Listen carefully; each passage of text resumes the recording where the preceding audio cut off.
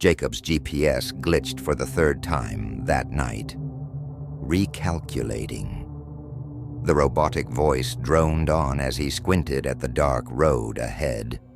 He should have reached his cousin's house hours ago, but every time he followed the GPS, it led him back to the same abandoned gas station. The first time, he figured he made a wrong turn.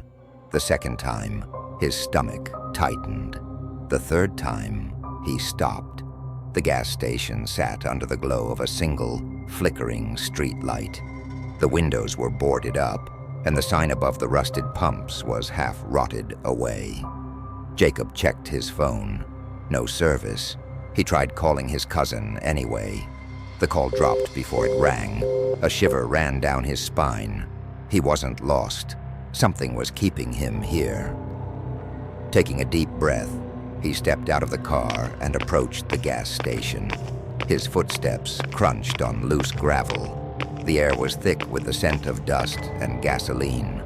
A hand-painted sign was nailed to the door. "You are where you belong." Jacob swallowed hard. Then behind him, footsteps. He spun, his heart hammering. The road was empty. A whisper floated through the night. "You never left." He bolted back to his car. As he threw it into drive, he caught a glimpse of the gas station's glass door in his side mirror. The reflection showed the door wide open, but in reality, it was still shut. Jacob didn't look back. He floored it, praying the next turn would take him anywhere but back here. The GPS finally updated. The gas station was gone. Jacob exhaled in relief as the empty road stretched forward. Minutes later, he spotted a house at the end of a long dirt driveway. His cousin must have given him the wrong address. Jacob pulled in. The house was old but well kept, with a front porch swing swaying in the breeze. A single light glowed in an upstairs window. He stepped out of his car and hesitated. The house felt off, like something was waiting inside. Still, he knocked on the door. No answer. He knocked again. This time the door creaked open, just a crack. A faint voice drifted from inside. "Come in." His stomach twisted. Nope, absolutely not. He stepped back, reaching for his phone. Still no signal. The porch light flickered. Then behind him he heard the unmistakable sound of his car door locking. He spun. All 4 doors were shut, locked. His keys were still in his pocket, but when he tried pressing the unlock button, nothing. A chill spread through his body. He turned back toward the house, pulse pounding. The front door was now wide open. The voice whispered again. "Come in, Jacob." His breath caught. No one had ever said his name. Jacob didn't go inside. Instead, he ran to the nearest window, peering in. The house was fully furnished, warm, normal, except for the mirror. A large antique mirror stood in the hallway, facing the door. Jacob's reflection was already inside. His breath hitched. The reflection smiled. Jacob didn't. The reflection raised a hand and waved. Slowly, deliberately. Jacob stumbled back. The front door slammed shut on its own. His heartbeat thundered in his ears as his phone buzzed in his pocket. A new text. No number, no sender. Just 2 words. "Turn around." The porch light above him flickered violently. Jacob's body refused to move. He knew. If he turned around, something would be standing right behind him. A breath tickled the back of his neck. Welcome home. The next thing Jacob knew, he was inside the house. His head throbbed. His body felt heavy. He didn't remember stepping in. The door behind him was locked. The hallway stretched ahead, dim and silent. He should have run, screamed, anything but stay. But his eyes were drawn to the photographs on the wall.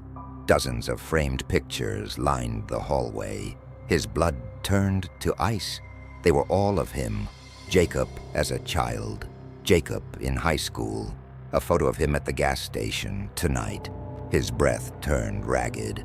The final photograph made his skin crawl.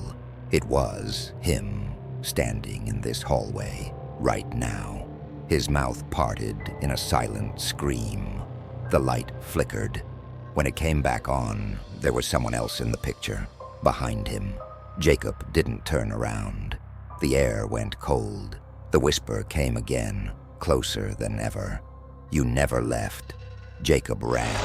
Every door slammed shut as he sprinted past. His own footsteps echoed behind him. Too many footsteps.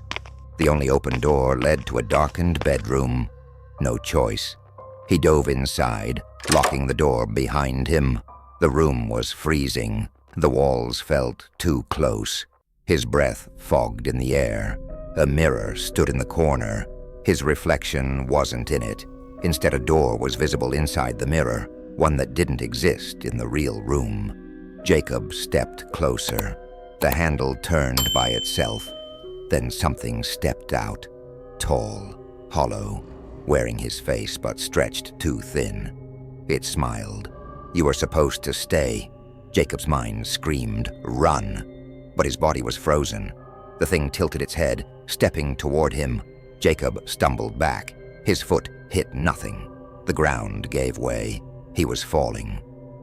Jacob's eyes snapped open. He was in his car, in front of the gas station. The flickering light buzzed above him. The boarded-up windows were exactly as they were before.